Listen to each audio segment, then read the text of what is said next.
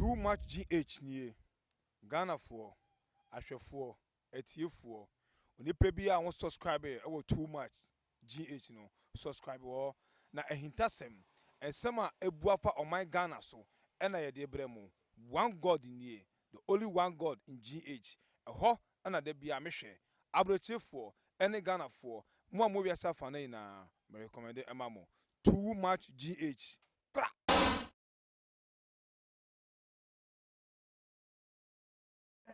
na she na tag nkrofo na mo so mutimi enhwe bi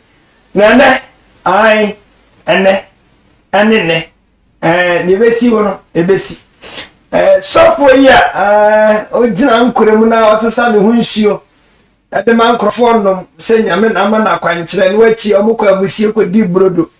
se katie no mo de fam se magini no mo de fam ebere ene be kire emei wasi ababantin biem se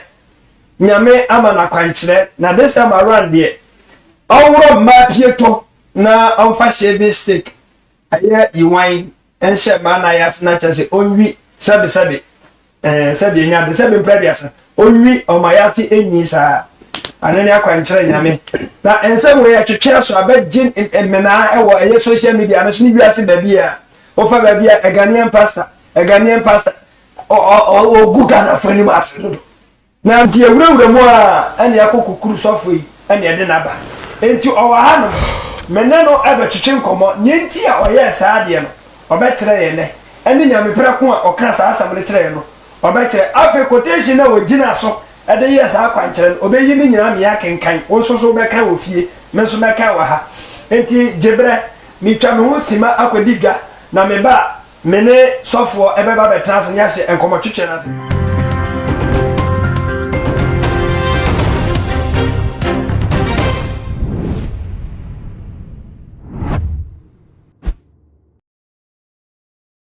nyamisha so jebre etwane emamikodiga ebaye na mene eye Pastor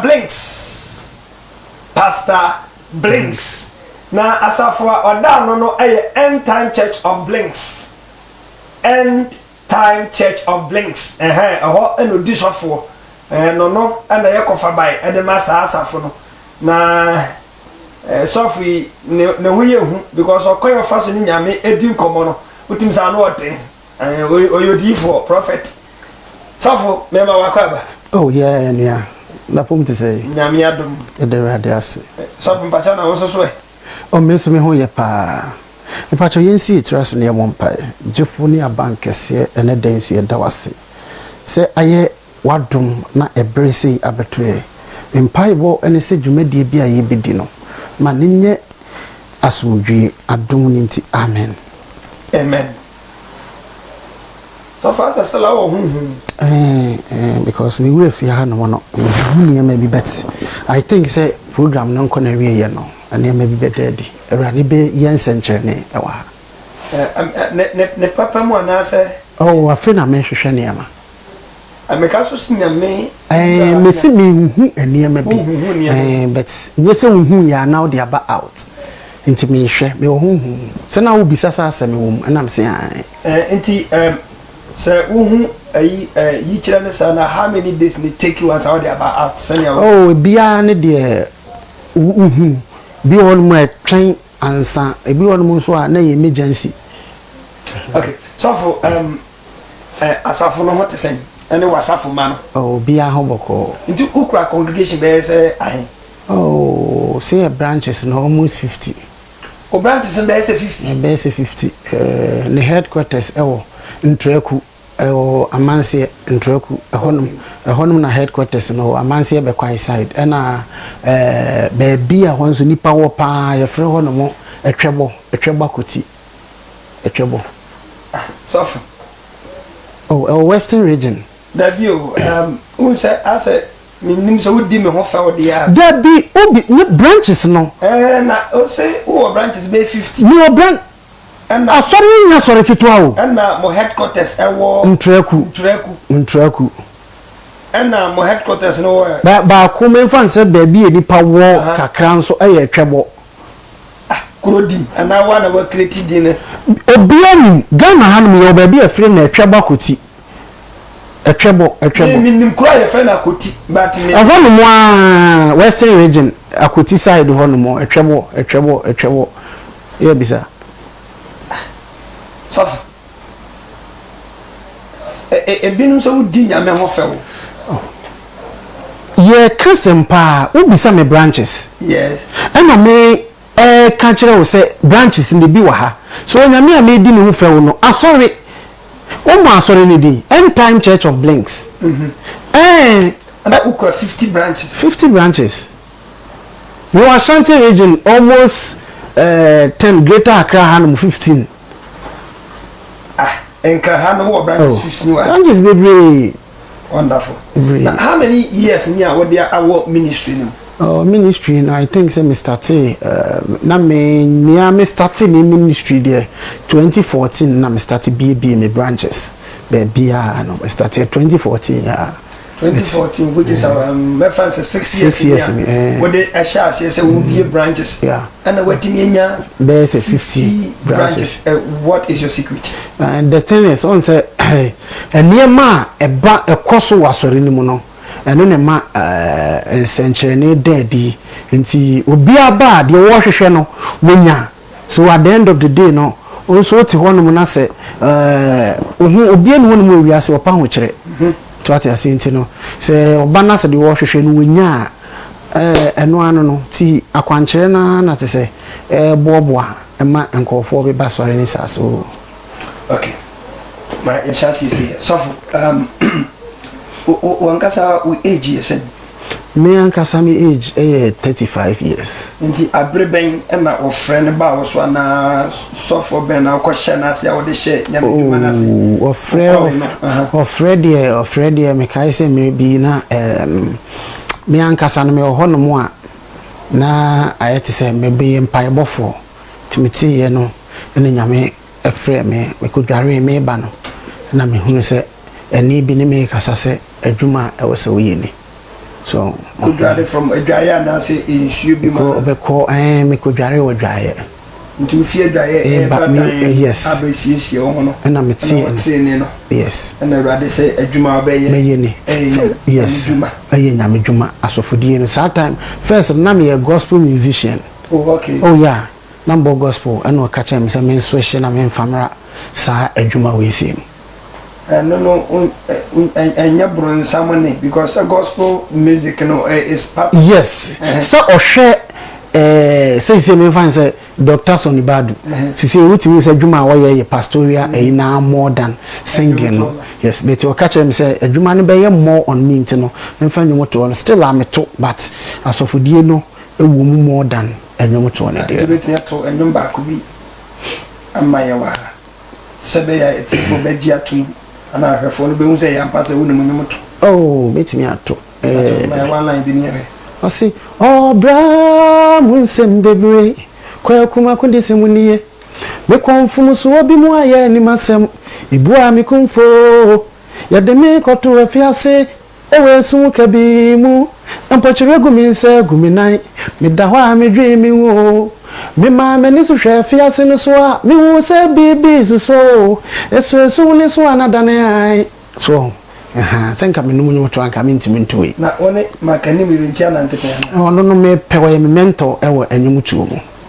okay I mentor ewo ta na meto no me pena asempa okay nti sofo be na one na ntepe wo sofo panyi ne hwan wa sofo die no die me ano nya me frɛ me no wa mfa me anfa obia ensem do sa sofo bi ehye me nkom die but sofo bia antete me ne ba bia me ko bia ne ye friend say sofo mriku mu nyina ahye me nkom da sofo mriku anti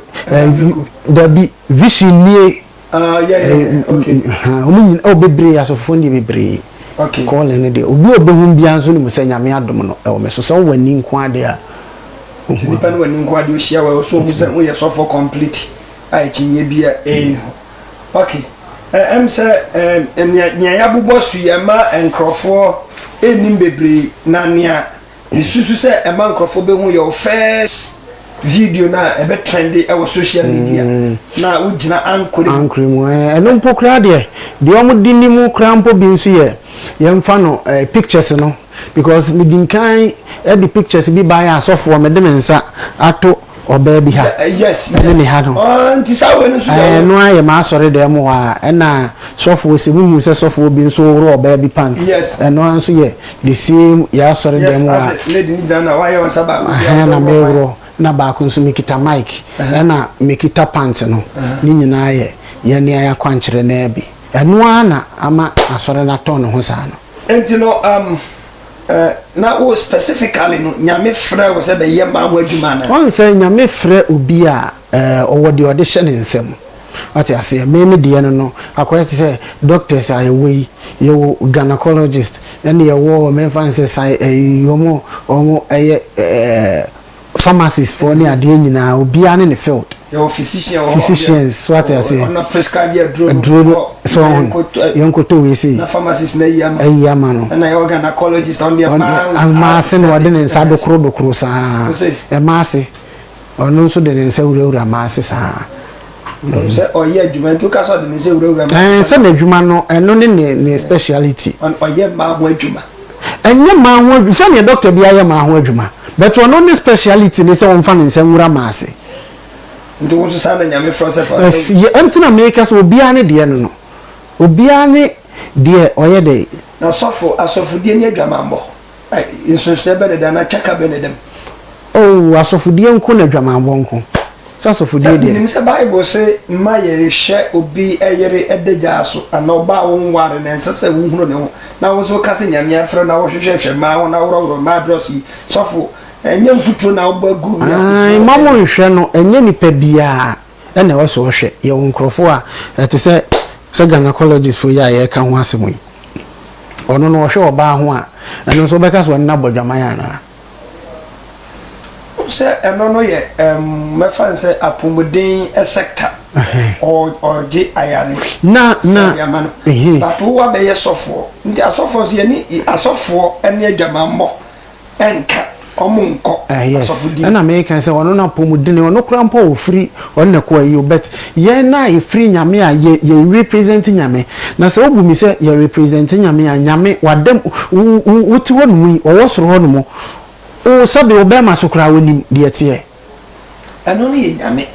eno me to sentimi na me represent na sofo de a de wo ha no bia me huna e normal enti obi ba wa so ne be kase obi afa na yere a obebu nipa ne fo na obebo ne so bu eye de mebu fo a ana mebu bi mu a eye adwuma a wo ye e de ma oba no because ade ba ko a mehu ni se Ghana warefo mema no bi ye selfish to the extent se ni nyina no eye because wo ko Germany any other countries na be me bi wa wentimi modwuma nti wotimi de ne yere ekwabo nti se mon sex no woni ne namundo kro no na ne huntimi no owie no afa satama wode obi no oba ne da nyina ne ama no newspaper no kenkan ye woni ne dawie ya no de na de ye de eko but Ghana hanu be mai ni so aye week aye mre ben so ware ni yi wo be mo obi no ada na ne ho ato no onye sofu obema na ye mre njo fa na yere ne mo obi no ne eye mpomudini ho asem na wo ka no hwe ade a honhum ni yeso so na ade a wo se de ma hwe enipa ye eniema miensa honhum no honam no ena de bebi okra no so ati asenti o se wo yemi na wo balance ni nyina enti se wo be ma no wo ye mra eno nkire se oba no so aye mre so someone were asked do you preach about fornication adwamambo kan wa se mo wa so adwamambo se wabodwaman eno ne se anamunge adwamambo ye ka adwamambo a ye bible asema o kan ye kura so na mehu se oba no eti yilo so na wane wiase ahemfo nyina abodwaman so ye ka adwamambo enyina ho ma se enko so ati ase nya nku adwamambo enko nyina ho e ma se obi di na yi hye wo ba bi ase ana se be na bi wati ase nya nku adwamambo se wo ye Kristo ni kura mpo na se wo kwa ha eye ya ni nyina ye adwaman so we kristoni ye ka dwamanbo a kristoni kura ogidie nsipi e wo nyame fie no we ye dwamanbofo yes kristoni okọ bosumuso no menka se adwamanbo nko ene se obi di no obi akọhye na ye kristoni a we ya adwamanbo na bi no suffer into obi kofa wa yere ya how do you see it how do you take it enu ase suffer yere de wo de ho Bible say touch not my anointed and do my prophet no harm ye no ti asofofo no ye no ye enipa sonko enu wo se enema bi ho no ma anka wo se de eba enti suffer yere de enye truth and say better touch so for yes na asori penny yire de obi timi touch asori penny ntina make as asori penny aye week dia e wo se nko timeti ase na so for bebre so aye week why so for we week na ugidie na nsipi so for aye week wo dem na ne gidie nsipi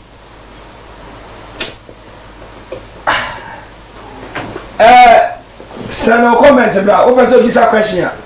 pastor blinks wa hanum na ensem okeka wa hare de man krama no awanya aha interview we yenwie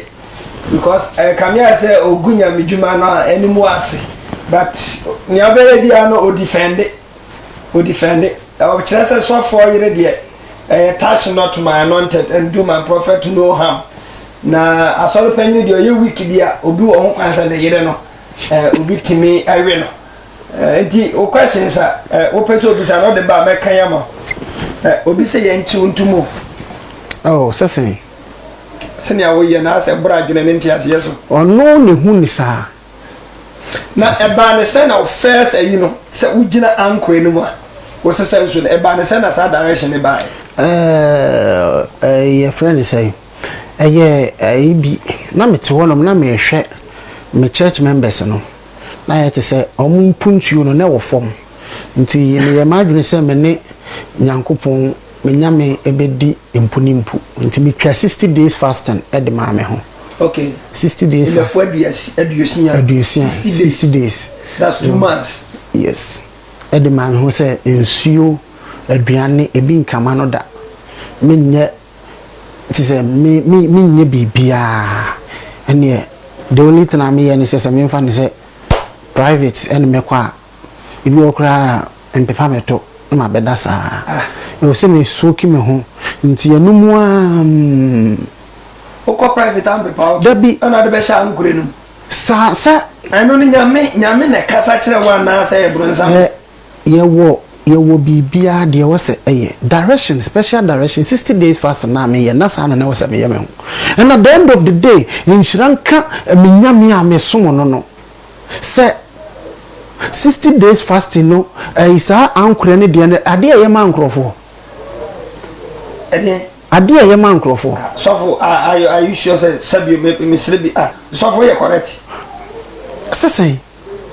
my 60 days fasting the man of God who preaches the word of God osi nyame aka tro say ye 60 days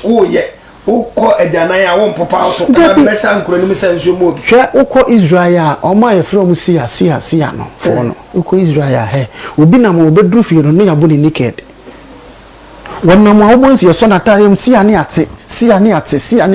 obedru no ahwe kura ne abo naked because the nipa ni believe in say was son atare mu a enu bi na Bible ekoto oba na was if only I could touch them with his garment I know I will be make good what you say so mean sa son nkeka me ho beto me obi ani ni believe into year first direction the sense mo no mo ye no mo yare jai bibri na no na police fan to nzafro da bi o to nzafro me say o to nzafro me say so me gidi se nyame foforo bi na yusu na nya urade da bi sam nso nim so de o ka se nyame foforo bi no minim wono nso se nyame foforo bi na yusu wono nso nyame foforo bi na yusu no na say ye hwe Bible ma from Genesis up to Revelation you are deep for year by obi anya kwankere huhu te se nyawe ana me kan Bible Yesu asema wa kan ye ne se mo gimi di a mo beye de esene sei wanka se mo beye de me ye ne bi esene saa ade ye kasa de esene bibia ade nipa no eye no eye ade a ebro adwene ene ntiase so ɛne nipa ne timi bro ayere ne ntiase so hold on na me nko comment ne kakra Felicia Otu Lakai or say you are not helping to promote Christendom. Al Hassan Aqua or say so this guy is serious asking for me. She is serious and yeah done. Almost say arrest them this man straight away and stop granting him the interview. Okay, yeah. You better to South police force or bet me have a fan of Edinako Amaya. Obi say entry George or say he needs mental help. OBK music Krofa Krofa Chia Krofa for your mama why Chia mama minimum ho or say he is mad. So oh what do know I cheat na send your children or the yabeba. Did this man also shave his wife when he was shaving others? As he Musa Sabra will shave and crofo a Yeremayas and one cassa who shave in the Swana. The bill Bible some man shave it. I didn't know soft penny. If I'm making a man shaving. Soft. Na say obi e wa so no or chen penny. Even a man crowd shave woman. Obi wo ha o chen penny but utimi shave na na yere den. Ono ne hia mo me yere soft yere hia mo. De ohia mo ne ba me ho. Nti de nti na wo se me shave no. Me soft no me ne me yere ne da me ho nsuo ni ko ni mu nti no aye ho namba ako. Nti anointing na wo so no. I want to be. Oh okay. Yes. Eni nti na soft obi a ne yere ne bo offering so no. I said please ask him if what he did is biblical cause now ritualists practice this. Oh. I think in a so ben as a war Bible Obia ne gidie. Se ase obia ne de ohwa ebeboa no. Enti de boa ho nipa kro no na wo ye. Okay. Obi busa quotation ebeba you just keep on watching. Suffer. Okay, ya if first one watch it chirimu. What's the sense so no more sense any other dance buy fine. Now what about the second one? Nipa we yetimi gini age e de kati asefo nse eno sa second one ni say na ye no so sa fasting ni mu ana direction e ba say ye won krofo bi wo no mu a omo years na nyame e de ma wo mo no omo anini nyina wo asase so anie enti yemfa nse obi wo no ma na wo so di 70 years eno owu ye but bayifo bi ayedai ekuna to atwene at the age of 12 years enti imagine say 70 na 12 ni free mark say 58 enti emfie ni nyakwa enti na wo say yetimi claim say emfie no e de ka enkrofo bi de ho enti ya no na nyame menko esie ye ho no monti yenko gina enna no so na ye mompa enti wudi brodo no na wo claim life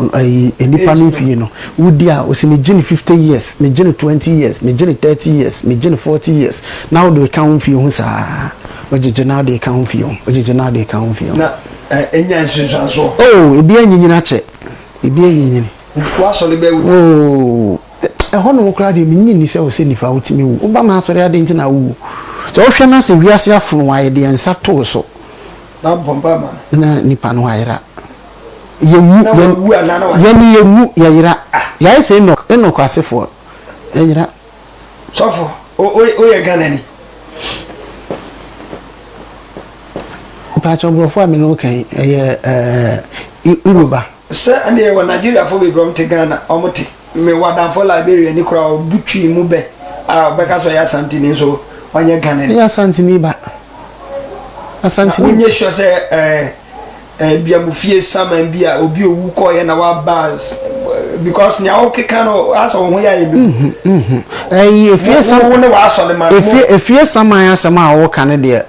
time coronavirus ba he na em se me na saman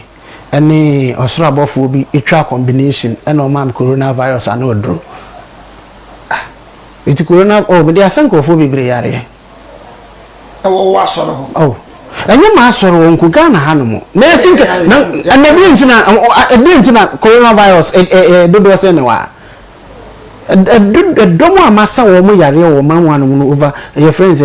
2000 and how many is bi am say eno na mo eno ne asem no the Google pastor Ghanaian pastor got coronavirus medication you na ho no mo hi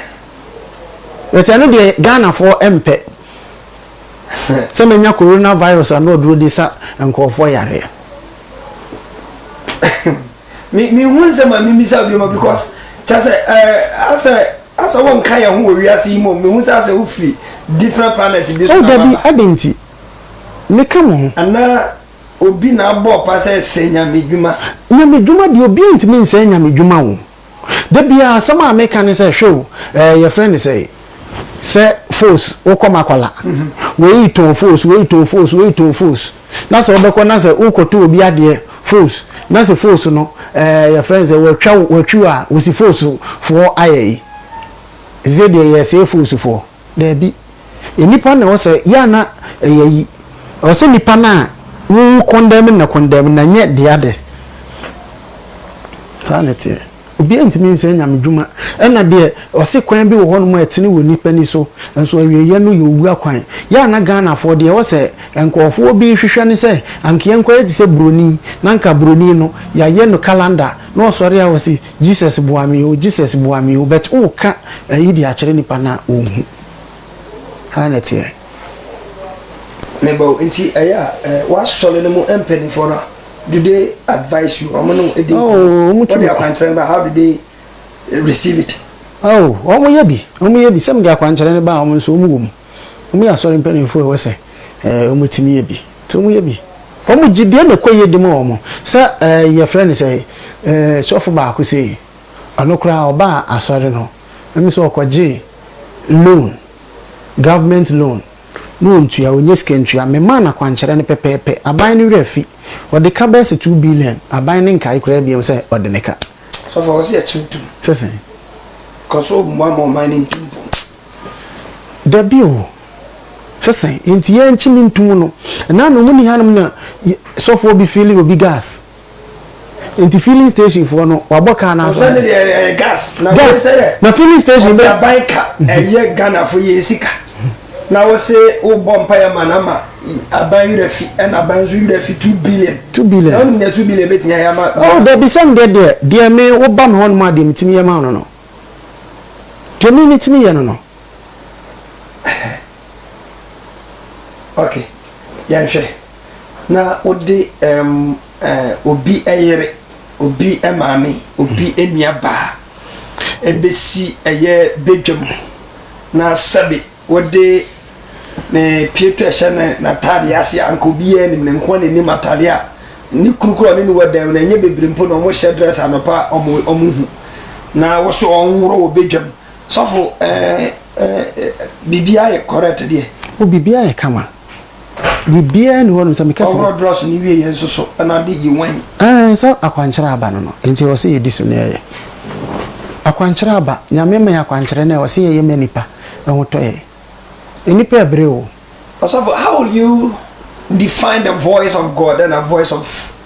Satan bia na nyame ne kasa kire because everybody so bronsam so kasa kire ni ne meka no se de me de ne amete ye no na me act ye na me ye nso no ye adwuma ma nkrofo no nji as to say if you urade na if you urade wo de emfa solution na aba ma nkrofo na me de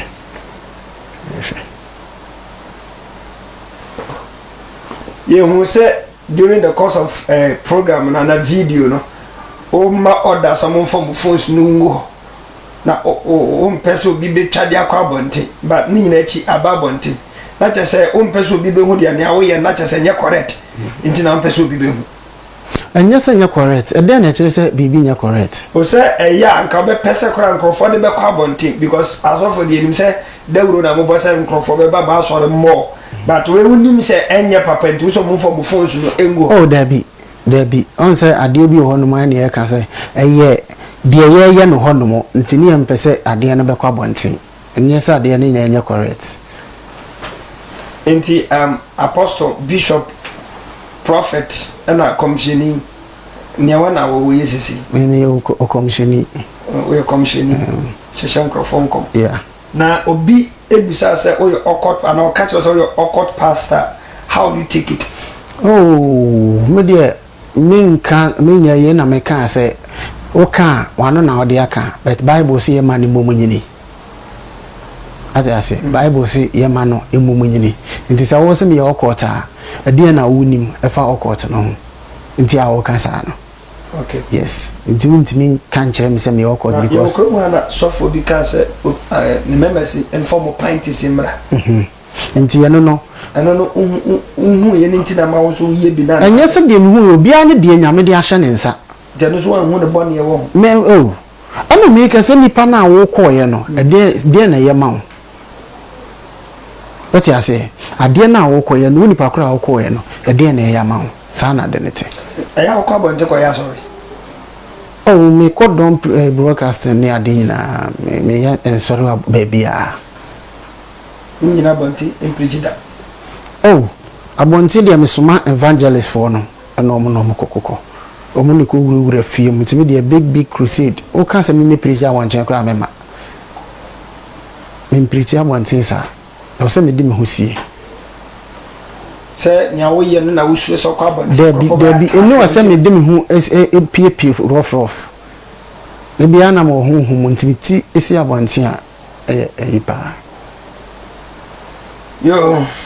neba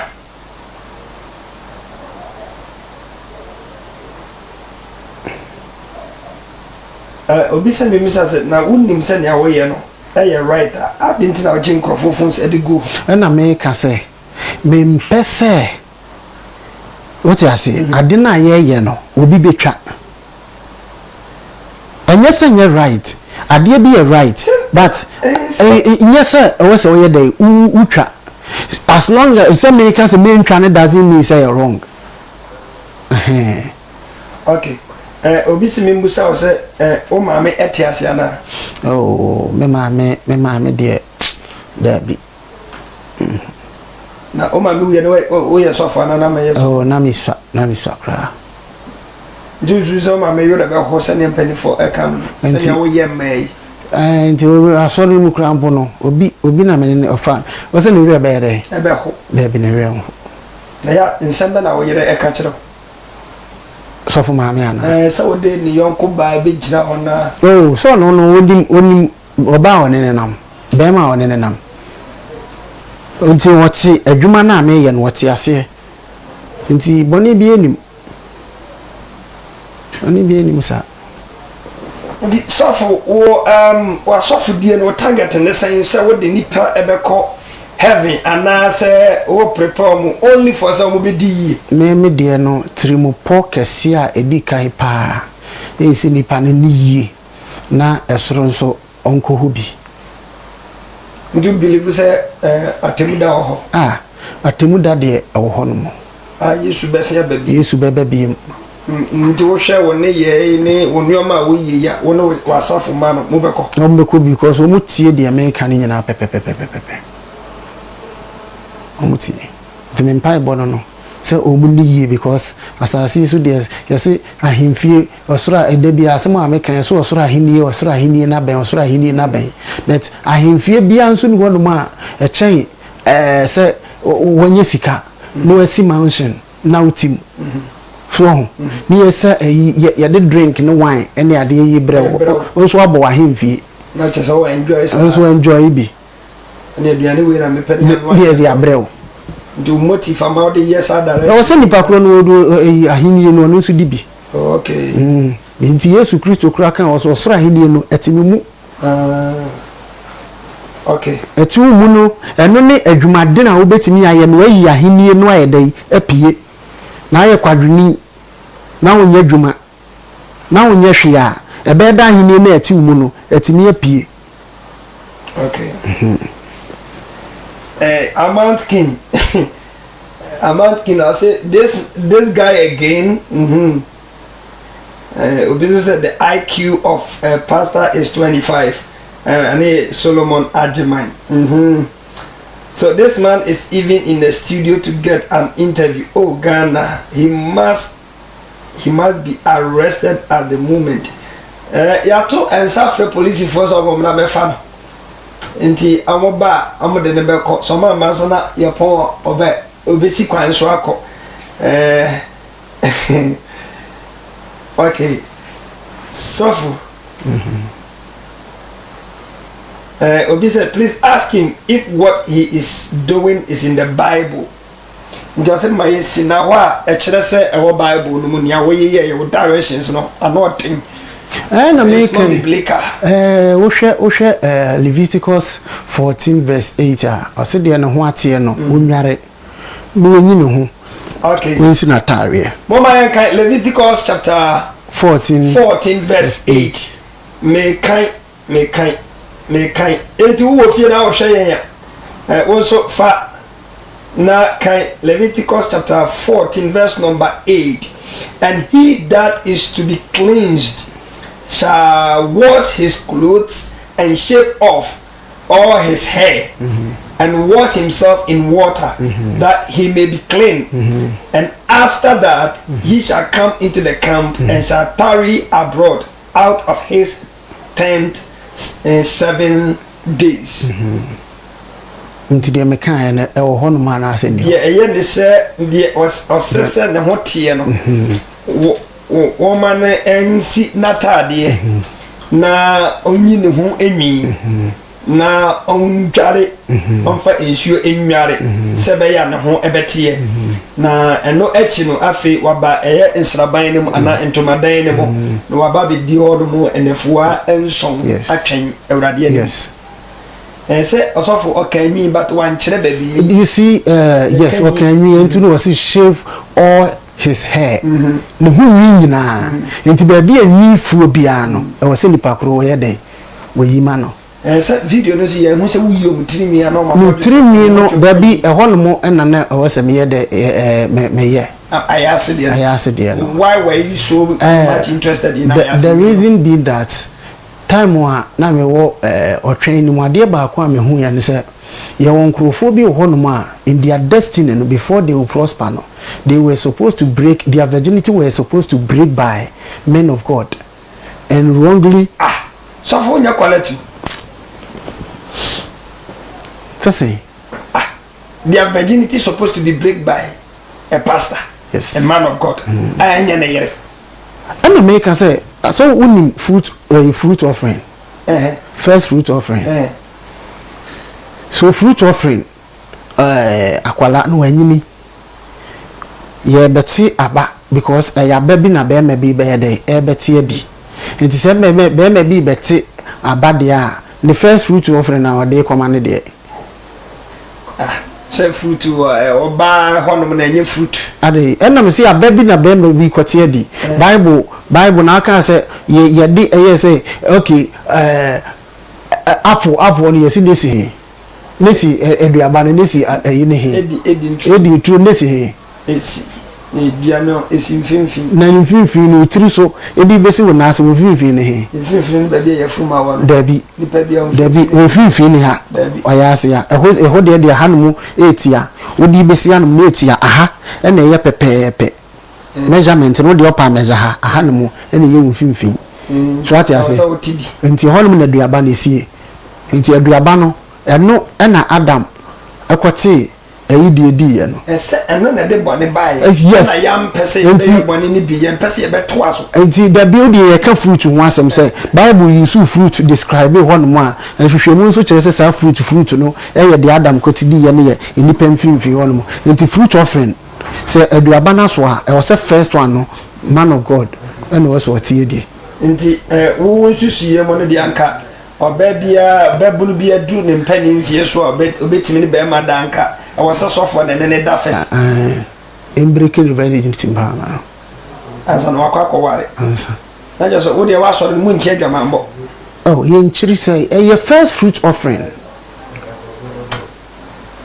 so for me the interview ne besi because I yama me buafu ma bunfu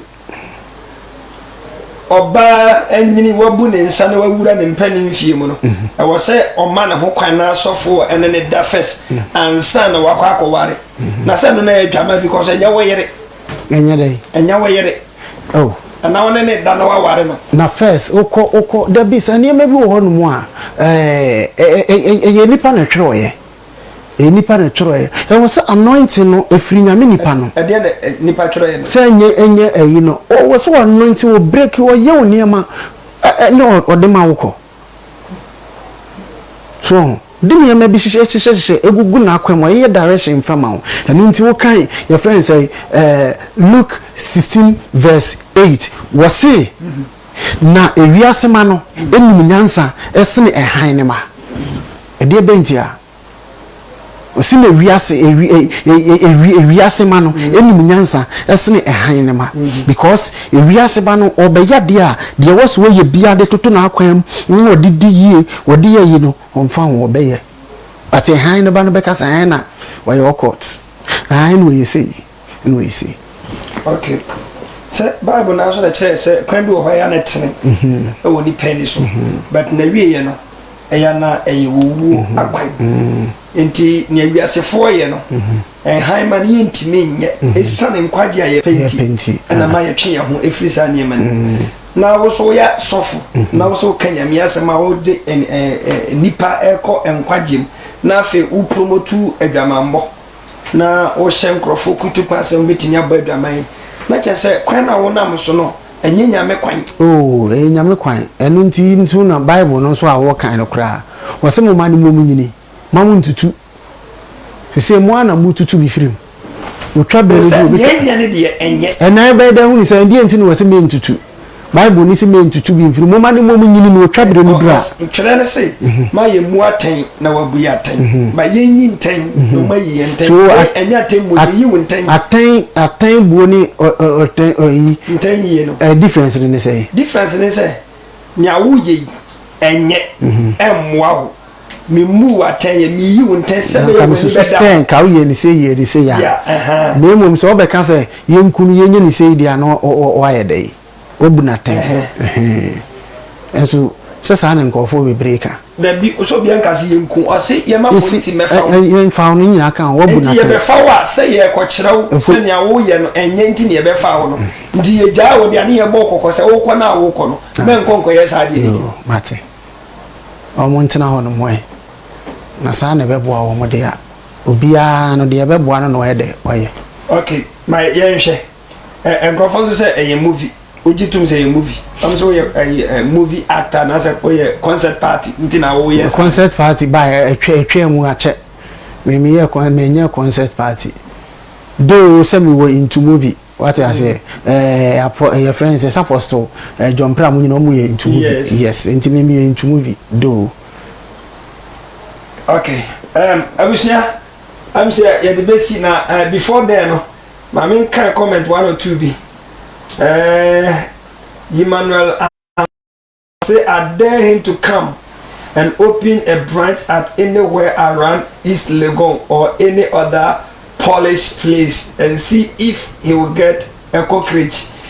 He can only do that in that village. No, be wa jenga no. No, dan bi wa jenga plot bi wa jenga no am dey be see. Sorry, that be branch ni bi ho no. I say our plot wa jenga no very soon. The end time of Church of Blinks. Be a branch or a year Adringano, Sana, a year so for Blinks, Orca. Into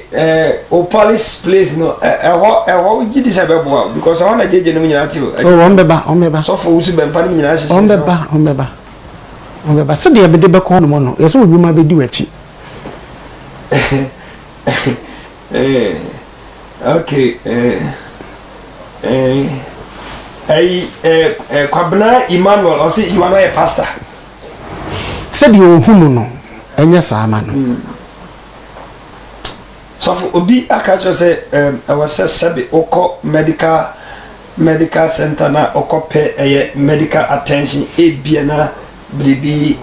a teaching man. Nti Bible asama o kan say ho wase saman eni hunam se de meti bodam ni be shatare am de tiabi ose se bodam ni shatare se ose abadam ne de ya woni grade you me modam oh yeah correct okay yeah to aso asamu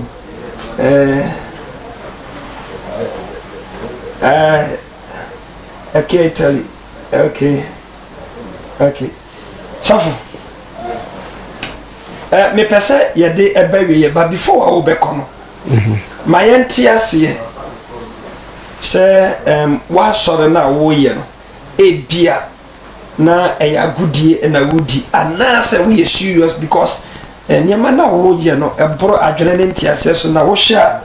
biblically no anaasɛ biblical no wo nneɛma yɔ ne bible anaa asɔfodie ɛbɔ abira deɛ mɛka ɛne sɛ video no a yɛka ho asɛm sɛ yɛka me nneɛma a meyɛ yi no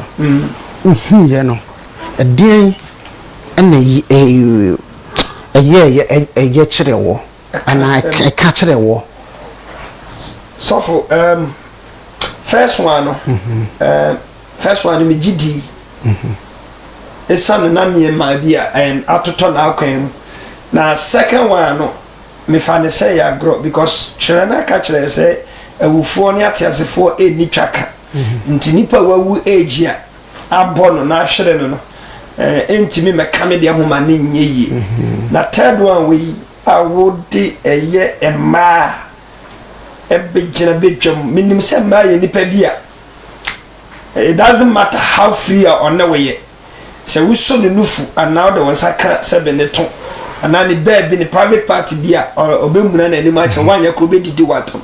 na sɔfo panyini a wɔsɛ woyɛ nyame diifoɔ na nyame ɛyusu na afɔ wode ɔba bɛgyina bɛtwam na wɔde shaving stick ɛwura n'ase ɛwerɛwerɛ n'ase ɛnwi ɛma wo sɔfo ketewa no nso so ɛfa no me manyɛ wandi deɛ sɛ ogye me di kyerɛ sɛ deɛ mɛka ɛne sɛ yɛma yɛ nina hɔ so ate ase yɛma yɛ nina hɔ ɔpɔn deɛ ɛbɛyɛ biara no bɛbi ho atɛn yɛma yɛ nina kristo so deɛ na bible kyerɛ bible wahyɛdeɛ ne nasɛdeɛ no ɛnna wɔ sɛ yɛyɛ dɛn yɛdi so wei ɛnyɛ nipa deɛ nipa bɛyɛ de ama wo na mmom deɛ wei kyerɛ no bible yi ɛkyerɛ no na wɔ sɛ wɔyɛ dɛn wodi so ɛno ne asɛm a for now mɛka kyerɛ Ghana ne biara ɛno nti wɔ sɛ wogyidie agye wo nkwa deɛ wobɛgye adi no ɛno nyɛ dɛn ɛnyɛ wo nkwa sɛ wogyidi sɛ obi kan direction no bɛboa wo a ɛnyɛ wo nkwa sɛ nso wogyidi sɛ o bible bɛyɛ dɛn a ɛnyɛ wo nkwa ɛno ne asɛm a mɛka kyerɛ wɔ mo I don't know sɛ memfa meka ɛde twa to nyɛ yi a ana I'm say video ne ba is it 3 days or 4 days money how many Sunday kra Sunday ne ba how many calls have you received so far oh bebre bi okra me ntimi mpeke kra ntimi media houses do say na bebre interview oh media houses ne there for now no men share that ebi babat but be 3 ebi a me fan se me pese omo ame ne omo wasa no nti trending na pese wo trending ti na ma wo yesa asamo ade bia me kan se enye trending ya de a me ye se ka trending a since 2016 no de bia ma se mo pese wo trending we ekoto a wonti me nkan bia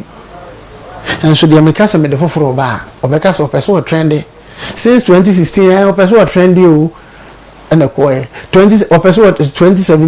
trendy 2018 person trendy 2020 person trendy into me per se this so who near what's away okay for our last words no to be na ya sorry so because we say before na eh so the meka and is ye nyina ya me ni na ho o man channel emrepemu no me de nsem bi ebeba abetudwa ewo man channel na maheda na me de sansemfu na ye dai ntimo a mo hwe ye no mu enye dai enkoso hwe o man channel na afei so follow me ewo Facebook Pastor Blinks me page no na Instagram enso ye Pastor Blinks uko YouTube a Blinks TV yana esini de ehia me pa subscribe esino obi de blink me de ne blinks enti men koye ne blink koye ne blinks fa esino e fa soso amfa wan fa esina soso de a na e wrong so me wansema me si ye mere nti o man FM we ya post o man channel ya post wa hanomo amegidi se within the week ya kure sa be to aso you dey me 5 minutes na some person wo kan me pese me bo ensem ne tofa bo me pese me me mamu edo yie okay na no nso ede ne ho na me de betudwa okay na and you be say ye bo yes sasa asa no nko kan be bia debi because on my channel there entintan kesia yes we buy a platform we so a very big yes. platform we are seeing nyina ne kan nyina empanifo no ye video ade chia na ya free bia ya free fia ban what you say what you say nti video yi enka sam nkyere wu nipa kro ma video yi enhu mi say ade biara ye no se wo ne to wo at the end of the day no anke ye anase enye eno ne ma me misa last question na sorry e mana oyo masa no mu kunu mba wa sorry wa na say omu nyina omu ekunu mu asore hono enti na ma otimi ye enti mu kunu map na so yes nanka me ye bisa se ni kunu eni ho na ni kunu hwe no ba oh ono bakura mpo na me beye bi mana na ne beje